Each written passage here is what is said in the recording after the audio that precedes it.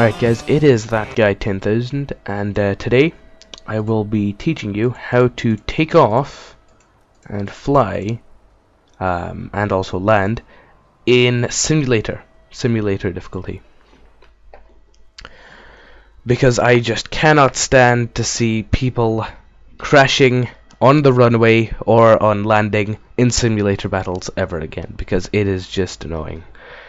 Alright, so if you didn't already actually yet, I'll just cycle through my controls.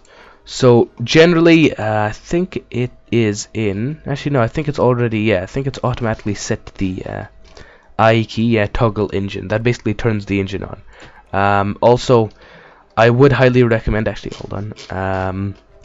I would highly recommend setting up manual engine controls for simulator.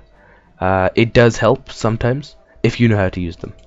If you guys want, just let me know in the comments below, and I can do like a quick tutorial video on how to use manual engine control. It is not as difficult as it sounds, but it doesn't work for all aircraft. It does, however, work for the Germans. You can move the radiator, as you can see. Hold on. You see down there at the bottom, if I move this to 100%, you can see that it extends a little bit at the bottom there. And if I close it, if I decrease this, it changes. If you don't know how to use them, then just leave it on automatic engine control. Right now, I'm just gonna leave it at I'm just gonna leave it at automatic engine control, because I can't be bothered controlling that right now and talking and doing all this. So basically, at the beginning, you just turn the engine on. Extend the flaps now, because believe me, especially for German aircraft, actually not really German aircraft, especially for American aircraft and Italian aircraft, which just got added into the game, and not so much for bombers, but if you are flying an attacker, generally in something like a Ju-87, or actually yes, this is for Russian aircraft, definitely extend the flaps now, because it will take you a long time. Russian aircraft, especially British aircraft, especially Spitfires, generally you guys don't need to fly, take off with landing flaps, because the Spitfire only gets one position on its flaps, one toggle position, so it can only go directly either retracted or landing flaps, which are max. I can't remember where it is, but this is all in German anyway. Yeah, I think it's this, right? Nope, it's not that. Never mind. But yeah, basically you just extend this, and as soon as I start moving, as soon as you start moving in simulator battles, you will automatically be put into this camera here. Do not get super scared immediately, alright? It may seem like it's not a lot, but it's a lot more than you think. Oops. Yeah, it's a lot more than you think. You can actually see a surprising amount through this. Not a whole lot in this general direction here. So if an aircraft is landing in front of you and you don't see him, don't worry. It's no clipped. You can fly through your teammates in all modes, as long as you're on the airfield. As soon as your landing gear leaves the airfield though, and say you and your mate are taking off inside of each other, interesting, and both of you leave the landing, the runway at the same time, and both of you two have your landing gear on the ground, you will immediately explode. So just don't do that. Don't try that.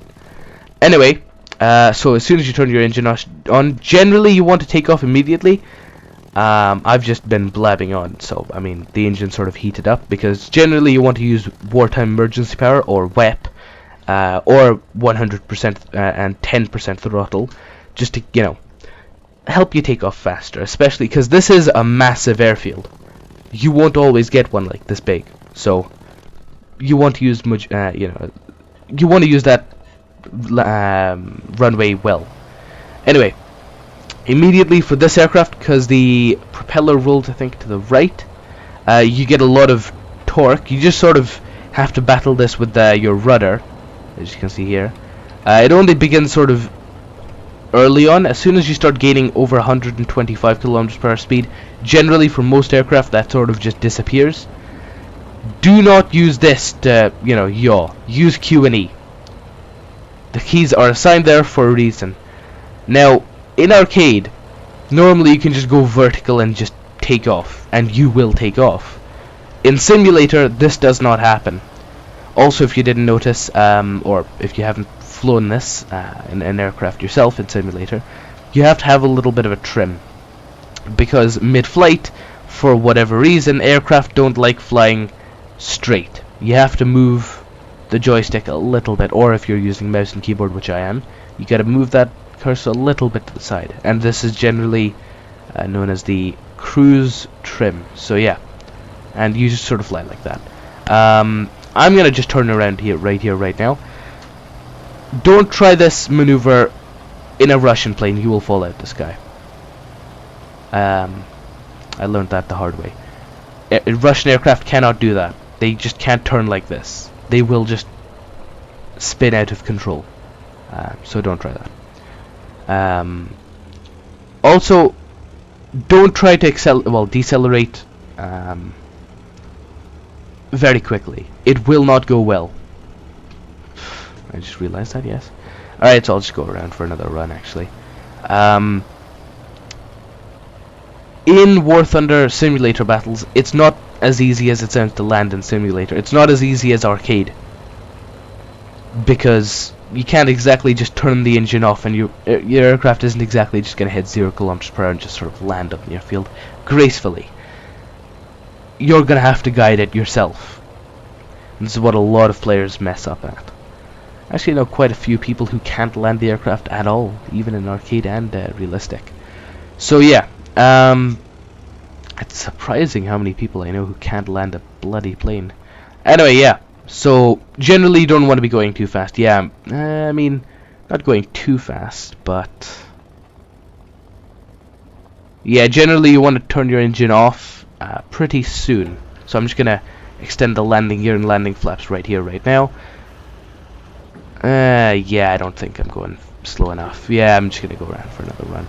Don't worry, in simulator battles, there is, unless, if you're playing simulator battles, generally, chances are you have a lot of time on your hands, because simulator battles last for a very long time. Just getting to the battlefield, you have to fly a few hundred, well, not a few hundred kilometers, but a few kilometers. In arcade, the enemy's spawn point is about 5 or 6 kilometers in front of you, so it's not that hard to get into combat and get a couple of kills. In simulator, it is, and you will have to spend a lot of time doing a lot of things, but I mean, it just depends. Anyway, yeah, so this time I think hopefully I should be going slow enough. Alright, so let's just go around, turn a little bit. Let's I don't think I need to burn any speed here. Actually, yeah, let's do that. Alright. Yeah, just use the, if you're going a little bit too fast, you might just want to use the rudder to, burn some speed by just pressing Q and E every now and then, just burning off some speed. Oh boy, that was pretty rough landing. Alright, I think we can just raise the flaps now, and use Q and E on the runway to slow yourself down here. Whoa, there we go. Jeez, let's just... Did I damage the plane? I don't think I damaged the plane, did I? No, I didn't. I wonder what says you'll be repaired in this much time. Alright, yeah. Just fire a couple of rounds. So yeah, that's just landing in War Thunder for you. Also, generally, you want, once you are repairing and rearming and stuff, you might want to turn the engine off so it can cool. At the top left, if you can see it there, oil and water temperature. You want to keep that low, because if you're using wartime emergency power, your engine will heat up, and you don't want that to, turn red. If you don't know how to enable this, you just go into, I think it's interface, yeah, and it should be HUD. Where is it? No, it's not here. It is. Yeah, here. Fuel indication, ammo indication, and temperature indication. Always, just put that on all of them. immediately at all times. Otherwise, you're gonna have a much harder time flying planes in simulator difficulty. Wonder if I can block out one of the machine guns. Will it still fire? Yep, it just fires straight through the propeller. Amazing. 10 out of 10. If you're in a bit of a rush, just whip it, and if you know your aircraft, then you should be fine. I know this aircraft fairly well. This is actually just, it's not always just knowing your aircraft, it's knowing your tech tree, really. Because if you know that this one Spitfire Mark 1 turns to the left a lot during takeoff and landing, well, takeoff, then chances are it's going to be like that for all of the Spitfire series. I'm making that up. Chances are it probably actually moves to that direction, but you know, I have no idea. Also, if you didn't know already, all of the stuff in the cockpit work.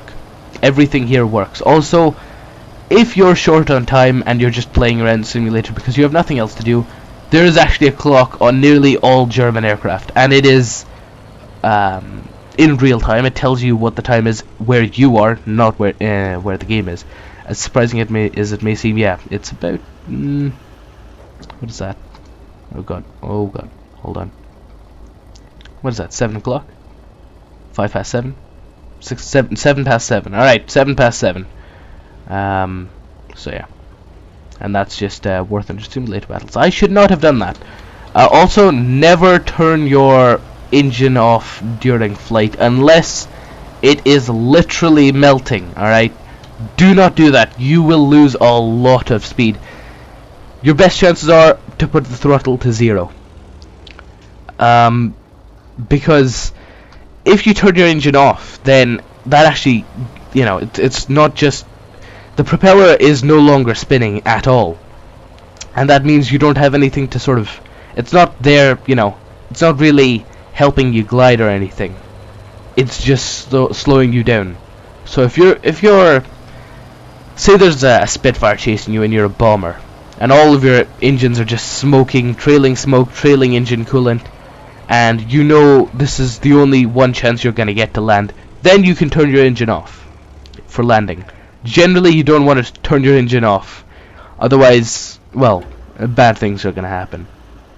Throttle, if you put your throttle to 0, you can actually go around if it turns out I am going a little bit too fast, or I am going a little bit too slow.